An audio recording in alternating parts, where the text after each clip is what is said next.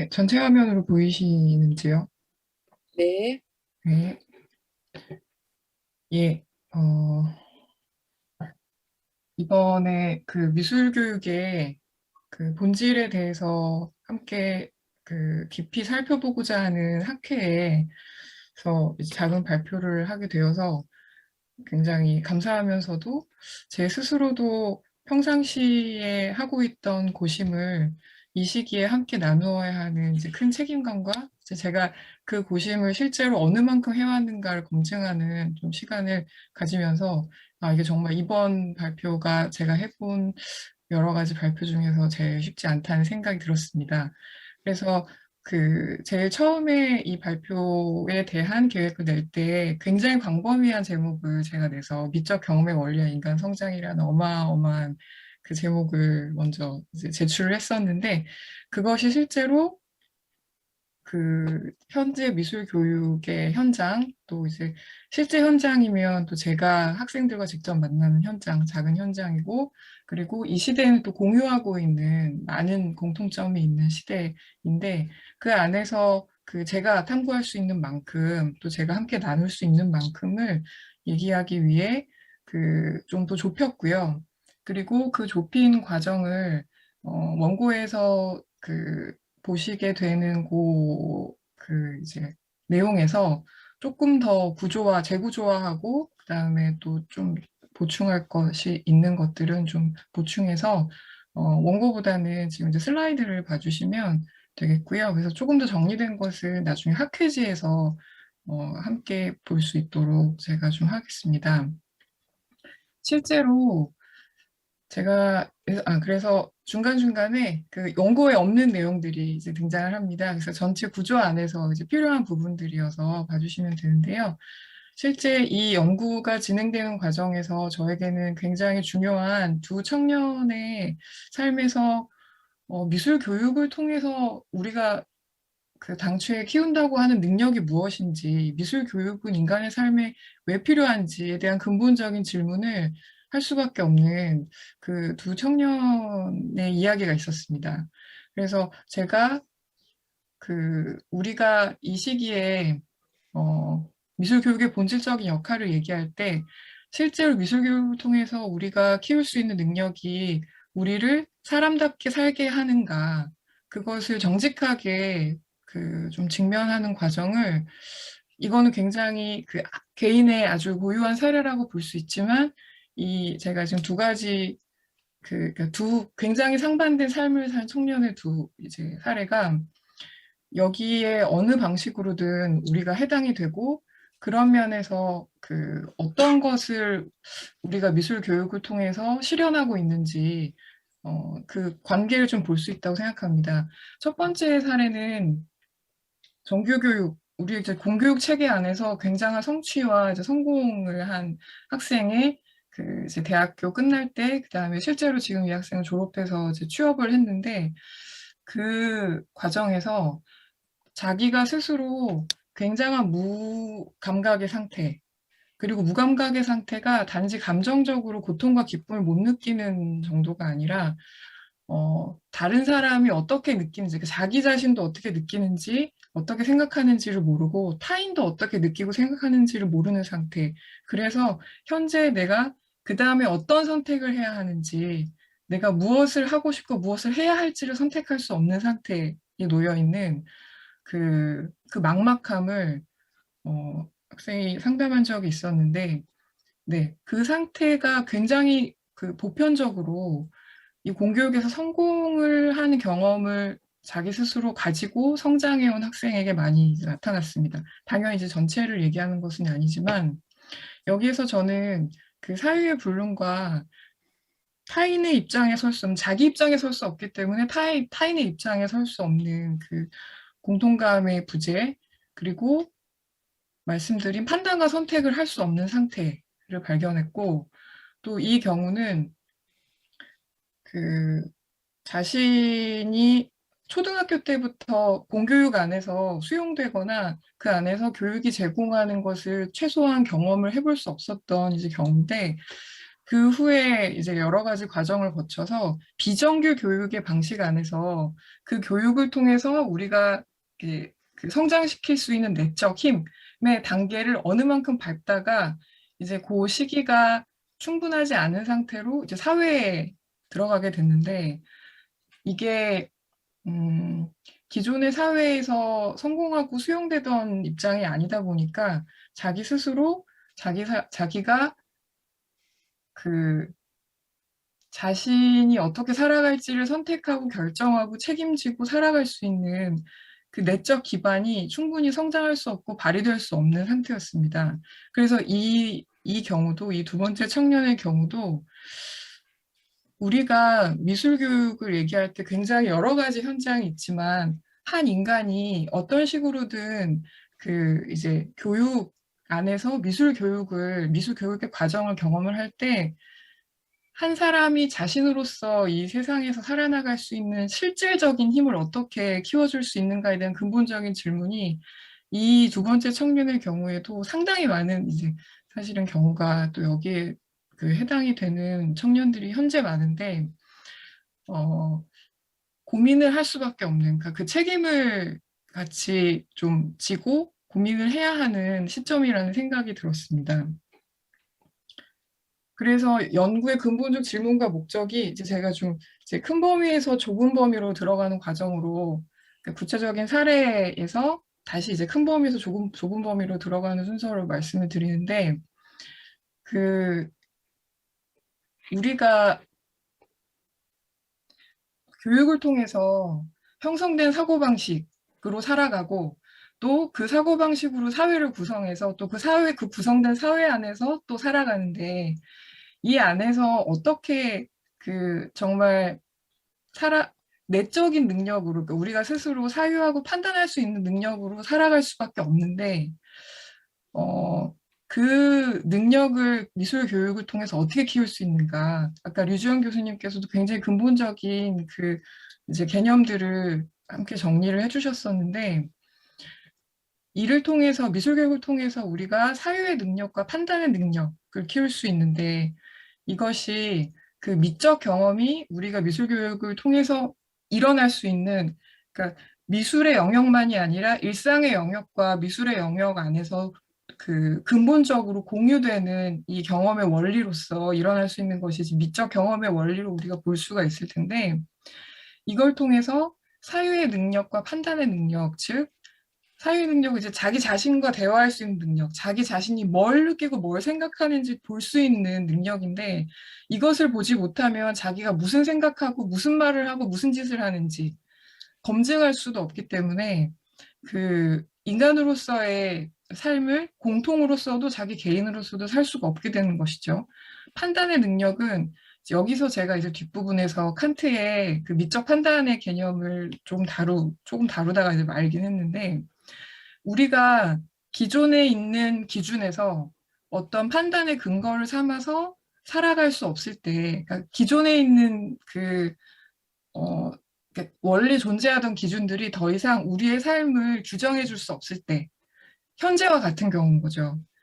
그럴 때 내가 어떤 것을 옳고 그르다고 이렇게 볼 수 있고, 또 그것을 기준으로 어떻게 행동할 수 있을 것인가 하는 그 능력이 이 판단의 능력인데, 그것도 역시 미적 경험을 통해서 우리가 미적 판단의 개념 안에서 확인할 수 있는 것이라고 이제 봤습니다. 그래서 이것을 더 좁혀서 현재 팬데믹이 이제 한창인 이제 끝날 듯 했지만 끝나지 않은 이제 3학기, 4학기째를 맞이한 상황에서 학생들이 어, 굉장히 선생님들, 교수님들 다 경험을 하시겠지만 굉장히 수동적인 상태, 그냥 수업을 구경하면서 그냥 모든 것을 이렇게 스스로 생각하고 참여하고 그러니까 정신적으로 참여하고 실제로도 참여하는 그런 차원에서의 참여가 다 박탈된 굉장히 수동적인 상태로 이 학습의 경험이 지속되면서 내적으로 어떤 발전과 어떤 일이 일어나기도 어려운 고통을 학생들이 많이 호소를 합니다. 그런데 이것이 과연 이 비대면 상황에서 일어난 문제인가? 소위 코로나 블랙이라고 하는 그 정서적인 돼서 그 문제로서 특수하게 이 시대적인 상황으로 봐야 하는 문제인가. 오히려 그 내재되어 있던 그 학습의 수동적 상태, 사실은 그 상태에서는 자기 스스로 저 사유의 능력도 판단 능력도 이런 그 발달이 될 수가 없는데 그 상태에 그냥 이제 표면화, 우리 모두가 다 다룰 수 있는 상태가 된 그 지점이라고 현재를 보았고, 그래서 그 미적인 경험이라는 의미가 미적이라는 개념과 가장 반대되는 그 이제 의미로서 듀이가 무감각한이라는 그 단어를 대치를 시켰었는데, 미적 경험의 원리를 통해서 무감각하고 수동적인 상태에서 능동적인 상태, 자기 스스로 사유하고 판단할 수 있는 상태로 깨어나는 과정이 그 듀이가 제시한 미적 경험의 그 원리 안에 있고, 그것이 여기에서 제가 더 좁혀서 다루고자 했던 어떤 방식으로 보고 있는가, 어떤 방식으로 보는가를 확인하는 것은 어떻게 생각하고 어떻게 살아가는가를 확인하는 과정이기 때문에 그것으로서 이제 그 실제 학생들과 했던 수업과 또 그것을 통해서 또 확인했던 이론들이 이제 요 내용입니다. 그래서 오히려 현재는 그 위기라고 우리가 보는 이 지점이 본질을 찾고 실천한 기회라는 측면에서 이제 이번 학회의 주제가 굉장히 무겁고 엄중한 책임을 이제 저희 각자에게 지우면서도 아주 필요하다고 생각을 했습니다.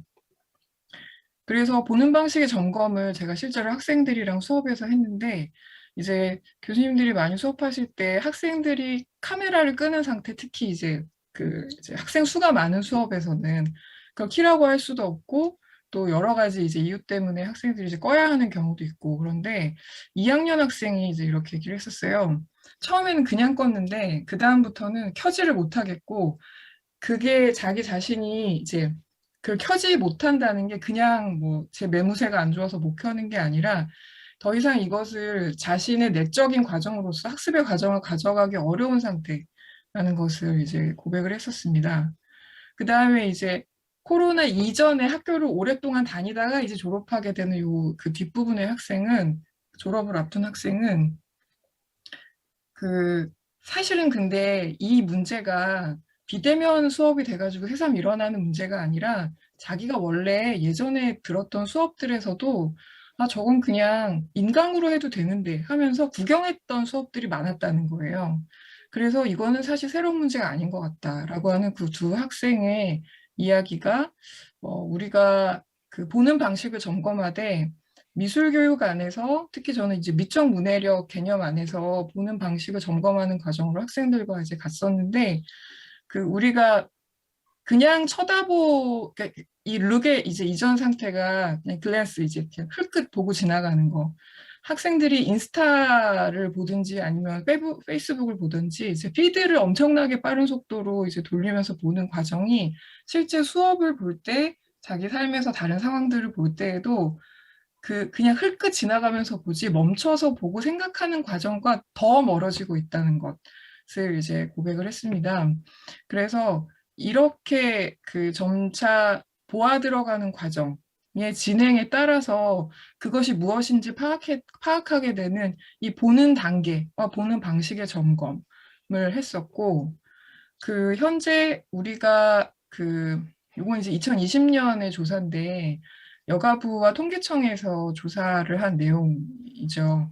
그 학생들이 이 상황에서 자신의 학습의 시간만을 이 온라인으로 소화하는 것이 아니라 자신의 모든 여가와 인간적인 관계까지 이 온라인으로 그 이제 이 온라인 플랫폼에서 수행할 수밖에 없게 되면서 이것을 통해서 보는 방식이 우리가 보는 방식을 규정하는, 우리가 보는 방식을 계속해서 거기에 이제 경작하듯이 그 맞추게 하는 역할을 한다는 조사입니다. 그리고 이거는 제가 이제 캡션을 안 달았습니다만 두 학생이 자기가 그 왼쪽 오른쪽 학생이 이제 다른 그림인데요. 자기 이제 비주얼 저널에 자기 일상을 그렸던 그림인데 줌터디라고 선생님들은 아시겠지만 이게 이제 켜놓고 줌을 켜놓은 채로 공부를 하는 건데 함께 있다는 느낌도 들고 서로를 감시할 수도 있어서 줌터디를 한다고 하더라고요. 그리고 이제 오른쪽 그림은 자기가 잘 다니던 신촌의 거리에 더 이상 사람들이 말도 하지 않고 쳐다보지도 않고 그 벤치는 다 이제 막혀 있는, 그래서 모든 생활이 다 결국에는 이 화면 앞에 온라인 플랫폼을 통해서 이루어지는 그 상태라는 거죠. 그래서 우리가 인터넷 다양한 플랫폼이 현재 중에 이제 장기가 이제 올간이라는 의미로 이제 이 저자가 쓴 건데, 그래서 여기에서 어떤 식으로 우리의 보는 방식을 규정하는가를 검토하는 것이 이제 굉장히 중요했고, 소셜 딜레마라는 다큐멘터리를 많이들 이제 보셨겠습니다만, 여기에서도 이제 이 얘기를 합니다. 우리를 연결한다는 것이 실제로 그 안에서 또 어떤 일이 일어나도록 하는 원리가 들어있는 건지. 그래서 매체와 보는 방식에 대한 점검 질문을 이제 이렇게 했고요. 내가 도구를 사용하는지 아니면 도구에 사용되는지, 그러니까 그 도구의 원리 안에서 내가 규정되고 내 보는 방식이 어떻게 형성되는지를 점검을 좀 했습니다. 이게 당장에 학생들이 자는 시간 외에는 거의 붙어 있는 그 플랫폼들이어가지고, 제가 이제 담은 요거는 그 연구의 일부인데, 많은 부분 되게 공감하실 수 있는 내용입니다. 그리고 학생들이 굉장히 자기 스스로를 점검하는 데에 어떤 체크리스트로 사용을 했습니다. 그리고 이제 이렇게 얘기를 했어요. 도구의 사용을 당하고 있다. 자기가 이제 이런 기준들로 볼 때, 알고리즘에 이끌려 가는 것만이 아니라, 특히 인스타그램에서 보여주는 것을 보면서 그것이 허상인지 머리로는 아는데, 근데 그냥 눈으로는 저것을 마치 나의 이상인 것처럼 삼게 되는, 그래서 자신을 소외시키게 되는 과정을 고백을 했습니다. 최근에 월스트리트 저널에 페이스북 내부자가 인스타그램의 이런 폐해와 페이스북의 폐해를 특히 젊은이들에게 지금 일어나고 있는 그 연구 보고서를 내부 고발로 이제 올렸는데, 지금 이제 그 부분도 같이 이제 나중에 연구에 포함시킬 예정입니다. 그래서 실제로 보는 능력이 학생들에게는 더욱더 빨리 보고 겉을 보고 이게 아닌지 알면서도 그 외향을 따라가게 되는, 끊임없이 내적으로 소외되는, 그리고 외적이고 내적인 그 모든 과정이 외면이 내적인 과정의 표현이 아니라 외적인 어떤 상태만 존재하는 이제 그런 상황이 지금 가장 가속화되고 있다고 볼 수가 있습니다. 그래서 우리가 아름다움이 우리를 구원할 것인가 하는 질문들이 이제 칸트 이후로 참 많이 다양한 이제 자리에서 제시가 됐는데, 그것이 과연 무슨 의미인지 이렇게 볼 때, 미적 경험이라는 것이 자기가 스스로 어떻게 느끼는지, 그 다음에 그 느끼는 것을 통해서 이 상황이 무엇인지, 내가 왜 그렇게 느끼고, 그다음에 어떻게 생각하는지, 그리고 그것 안에서 의미가 무엇인지를 찾아서 이게 다시 자기 자신만이 아닌 자기 자신을 포함한 공동체 안에서 어떤 의미인지로 연결되는 이 하나의 큰 이제 순환이 미적 경험, 즉 듀이가 얘기했던 온전한 하나의 경험이라고 할 수 있는데요. 여기에서 저는 사실 이제 칸트의 판단력과 미적 경험이 다른 방식의, 그러니까 다른 이제 줄기의 이제 사상입니다만, 저는 그것이 실제로 미적 경험이 일어나는 것 안에서 미적 판단력과 사유의 능력이 이제 성취가 된다고 봤거든요. 그래서 여기에서 이제 제가 이 부분은 이제 시간상 말씀을 이제 연구를 통해서 나중에 다시 드리면, 수업을 통해서 학생들이 자기 자신의 생각의 과정, 자기 자신이 느끼고 생각하는 과정을 쓰면서 정리했던 이 기록들이 학생들이 스스로 다시 그 과정을 보면서 자기 자신을 보는 능력, 그다음에 자기 자신을 이해하는 능력, 그걸 바탕으로 타인을 보고 타인을 이해하는 능력으로서 이게 전이 되는 것을 볼 수가 있었습니다. 그래서 제가 요 예는 원고 속에 넣었는데요. 이게 그 학생이 썼던 이제 짧은 시고요. 학생들이 공통적으로 이렇게 앞서서 말씀드렸던 이제 그 과정을 자기 스스로 이렇게 거쳐가는 것을 실제 작업을 하면서 발견한 것을 얘기를 했는데, 이 학생은 이제 유난히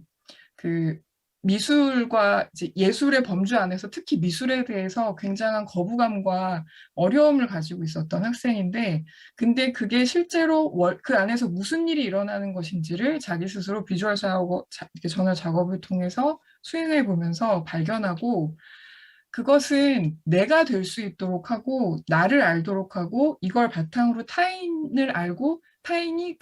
그가 될 수 있도록 해주는 과정인 거지, 누군가가 하는 작업, 누군가가 형성하는 문화가 아니라는 것. 그래서 자기 자신의 삶에 대한 것이라는 것을 나중에 이 짧은 글로 썼던 과정을 마지막으로 발표를 마치겠습니다. 감사합니다.